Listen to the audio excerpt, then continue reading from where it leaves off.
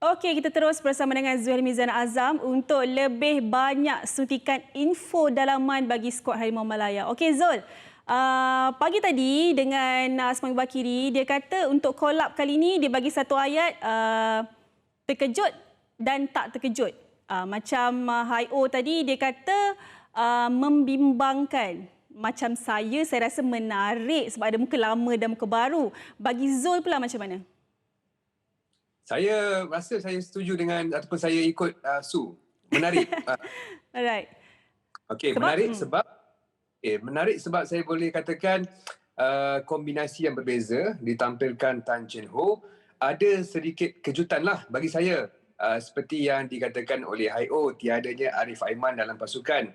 Dan saya sendiri melihat ketiadaan seorang mungkin muka baru yang wajar diberi peluang seperti Ryan Lambert juga agak sedikit mengejutkan. Tetapi saya cuba memahami apa yang dilakukan Chen Ho ini adalah bertujuan untuk mendapatkan satu permainan yang baik dalam masa terdekat, dalam secepat yang mungkin. Mungkin kalau kita ada ruang dan masa aksi persahabatan, saya percaya Chen Ho boleh membawa pemain-pemain yang tidak mendapat pengalaman beraksi di peringkat antarabangsa seperti saya katakan, seperti Ryan Lambert ataupun Daniel Ting misalnya. Jadi saya memahami situasi Chen Ho ini adalah beliau mahu pasukan pemain yang sudah biasa di peringkat antarabangsa walaupun kurang minit permainan, kurang orang kata beraksi bersama pasukan, tetapi beliau memahami falsafah bola sepak jurulatih itu sendiri. Okey Zul, tapi Zul, apa yang berlega-lega sekarang ni di social media antaranya persoalan bahawa kita tahu yang JDT memang ada ramai player yang bagus, tapi yang dipanggil untuk ke kem latihan ni are not the best from JDT. Contohnya macam Safawi Rashid dikatakan bukan dalam dia punya tahap terbaik pun sekarang ni. Dan berbeza dengan Arif Aiman yang berada dalam tahap yang baik tapi tidak dipanggil. So macam mana Zul? Itu yang menjadi persoalan saya sendiri dan peminat bola sepak tanah air sehingga ada yang mendakwa tangan gaib orang kata masuk campur dalam pemilihan skuad negara kali ini. Kalau ikutkanlah senarai pemain JDT itu, saya rasa semuanya pilihan kedua dalam pasukan berkenaan. Tiadanya Matt Davis, Corbin Ong, Arif Aiman maupun Afiq Fazail misalnya. Tetapi kita dapat lihatlah sebenarnya pemain-pemain yang dipanggil walaupun berada sebagai pemain simpanan JDT, tetapi pemain ini adalah pemain regular bagi skuad kebangsaan. Syafiq Ahmad, Adi Zafwan, Akia Rashid dan Safawi Rashid lagi. Jadi sebenarnya pemilihan itu tidaklah kata teruk. Cuma kita masih tertanyalah kenapa pemain ini tiada dalam senarai. Tetapi bila ramai pula pemain JDT yang dipanggil, ramai juga mempersoalkan tiada pemain lain ke yang akan dipanggil dalam skuad kebangsaan. Tetapi inilah orang kata asam garam dalam bola sepak. Mungkin Chen Ho saja tahu jawapannya kenapa beliau tidak menyeraikan pemain-pemain utama itu. Okey, dalam antara ketiga-tiga jentera utama bagi skuad Harimau Malaya, difahamkan, Mawi pun setuju tadi, dia kata jentera pertahanan yang paling dianggap kritikal lah. Sebab tak ada Matthew Davis, tak ada Corbin Ong, terutamanya di bahagian kiri yang mampu untuk jadi lubuk. Contohnya kalau kita main lawan Vietnam nanti, bahagian kiri memang tak ada player yang dia punya best untuk kaki kiri macam Corbin Ong. So mungkin akan ada kesukaran di bahagian pertahanan belah kiri. Betul lah, kalau kita tengok aksi persahabatan terakhir kita dibolosi dengan 9 gol. 5 gol bertemu Uzbekistan dan 4 gol bertemu Jordan. Dalam perlawanan itu kita tidaklah membarisi Corbin Ong dan Matthew Davis tak silap saya. Tetapi saya setuju merasai ketiadaan Corbin Ong yang kita anggap sebagai pemain paling terbaik untuk posisi pertahanan kiri.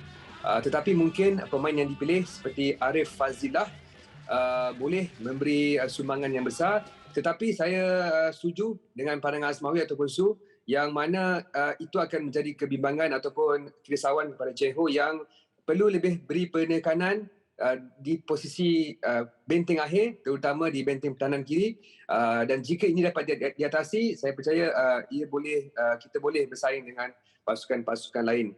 Cumanya ya, kita perlu mendapatkan formula yang terbaik lah untuk memastikan perkara ini. Okey, Zul, ada satu lagi saya nak kongsikan Zul, tak tahulah Zul perasan ke tak, dekat media sosial juga ada nama Zulhelmi Dipola disebut. Ramai tau yang sebut macam tu. Saya pasti sebab collab kali ini sekali lagi memanggil Zulhelmi Dipola. Zul nak komen tentang itu? Dia macam ni lah, kita terima je lah di Paula ni. Sebab saya ke Su. Saya ke. Okey, untuk impact dia diberi sekali lagi peluang di bahagian serangan bersama dengan sebenarnya ada option yang baguslah. Kita ada Syafiq Ahmad, kita ada Luqman Hakim dan juga Syarif Fikri, kembali dipanggil juga Darren Lock. Betul. Pilihan ataupun option yang baik apabila kalau di Paula tidak disenaraikan untuk skuad akhir, dan saya percaya Cheng Ho kurang akan mendapat kecaman jika pemain-pemain yang seperti Su katakan itu diberi peluang. Syafiq Ahmad, Luqman Hakim maupun Darren Lock, berbanding kalau di Paula diturunkan tetapi tidak memberi sumbangan. Jadi lebih baik kita pakai pemain tempatan untuk membantu skuad negara.